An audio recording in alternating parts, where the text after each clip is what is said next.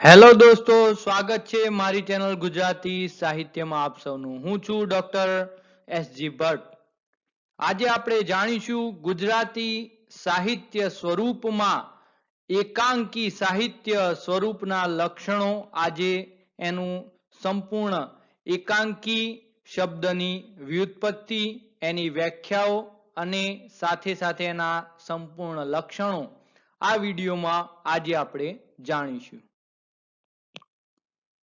પ્રસ્તાવના. સંસ્કૃત સાહિત્યમાં એક અંકી નાટક પ્રકારો મળે છે, પરંતુ જેને આપણે એકાંકી કહીએ છીએ તે તો પશ્ચિમના પ્રભાવ તળે ઉદ્ભવ અને વિકાસ પામેલો સ્વતંત્ર સાહિત્ય પ્રકાર છે. ગુજરાતીમાં 1875 થી 80 ની આસપાસ ગુલફામ બાલીવાલા જેવા પારસી એકાંકીકારોએ એકાંકી ભજવવાની શરૂઆત કરેલી હતી. પ્રથમ શુદ્ધ એકાંકી ઈસવીસન 1925માં યશવંત પંડ્યા પાસેથી ઝાંઝવા રૂપે મળે છે. એકાંકી શબ્દની વ્યુત્પત્તિ. એકાંકી શબ્દની વ્યુત્પત્તિ સંસ્કૃત શબ્દ એક, અંક, નાટક, વિભાગ અને ઇન એ પ્રત્યય છે વાળું એ ઉપરથી થઈ છે એકાંકી, અને જેનો અર્થ એક અંક વાળું નાટક, એકાંક એવો થાય છે.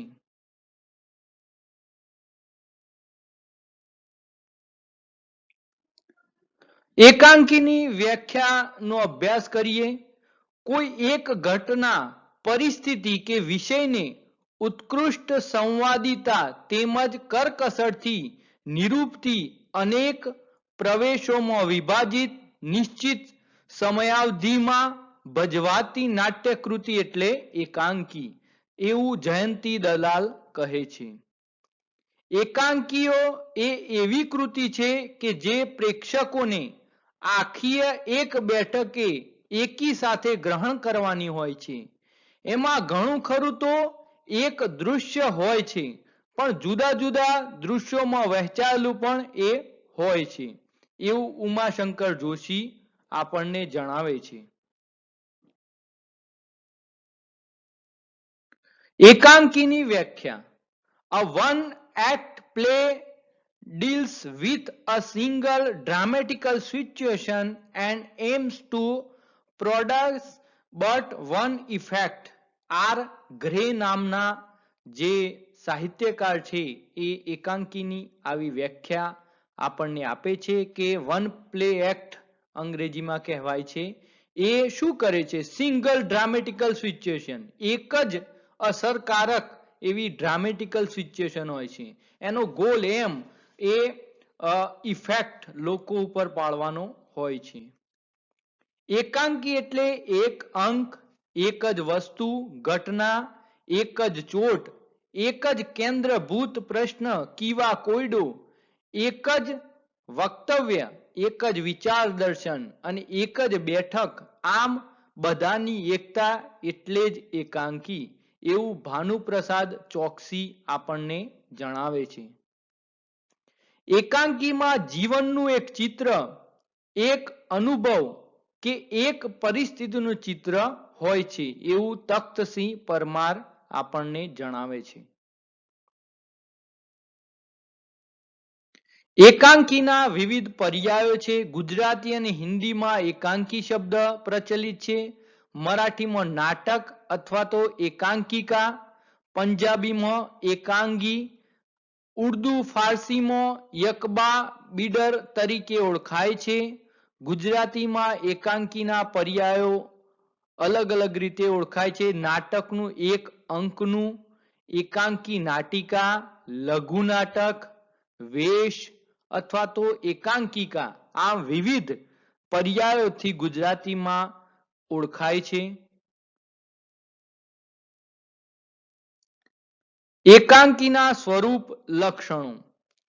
સૌ પ્રથમ તો એનો જે વિસ્તાર છે એ લઘુ વિસ્તાર છે, ટૂંકો છે. એક ઘટના હોય છે મુખ્ય, વસ્તુ ગૂંથણી, સંકલન, ઘટનાનું સંવિધાન એ ખૂબ જ અગત્યની વસ્તુ છે. આમાં એકાંકીનો અંત, એકાંકીમાં પાત્રાલેખન કલા, એમાં સંવાદ, સંઘર્ષ એ પણ ખૂબ મહત્વનો છે.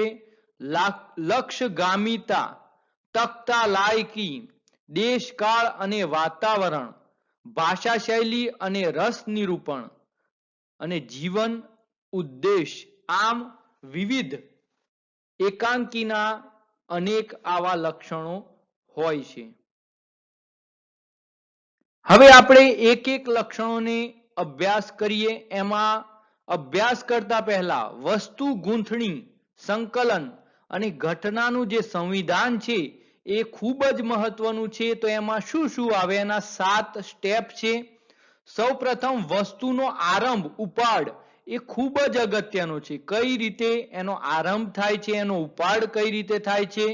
વસ્તુનું ઉદ્ઘાટન જે અગત્યની ખૂબ જ ભાગ ભજવે છે. એની શરૂઆતમાં એનો વિકાસ કઈ રીતે થાય છે આગળ. પછી વિષમ પરિસ્થિતિ એ પણ આમાં આવે છે. તો જ એ એકાંકીની જે વસ્તુ ગૂંથણી છે એની શોભા ત્યારે દીપી ઉઠે છે. કટોકટીની જે પરિસ્થિતિ સર્જાય છે એના કારણે એકાંકી લોકો ઉપર અસર કરે છે. પરાકાષ્ઠા આવે છે અને છેલ્લે ઉકેલ અને સ્ફોટ થાય છે. આમ વસ્તુ ગૂંથણીમાં આ ખૂબ જ અગત્યના મુદ્દાઓ છે, પેટા ટોપિકો છે. આમ તો દરેક ઉપર ઊંડાણથી લખી શકાય, પરંતુ આપણે સૌપ્રથમ જે લક્ષણો જોઈ ગયા એને અભ્યાસ કરીએ અને એનો અંત.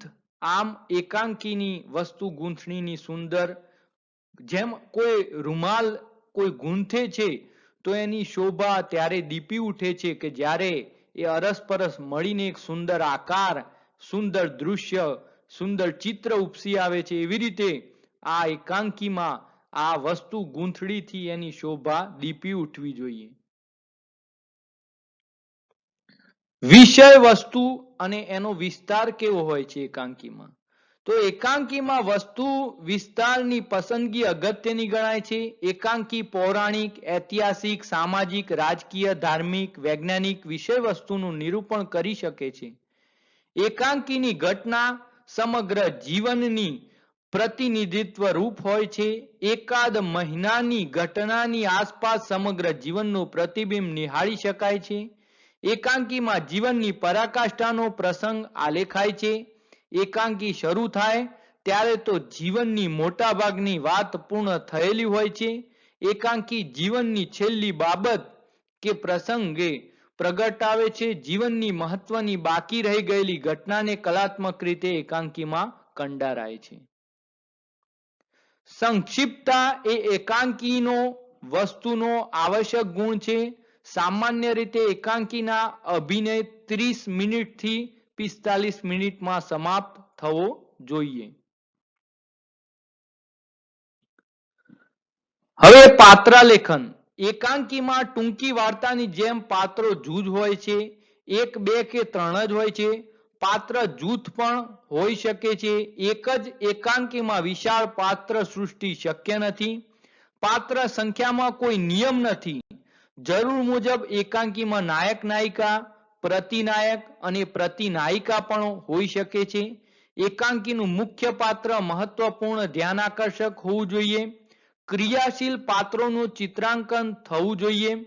પાત્રલેખન કલા બાબતે શ્રી મફતલાલ ભાવસાર ના મત નોંધપાત્ર છે.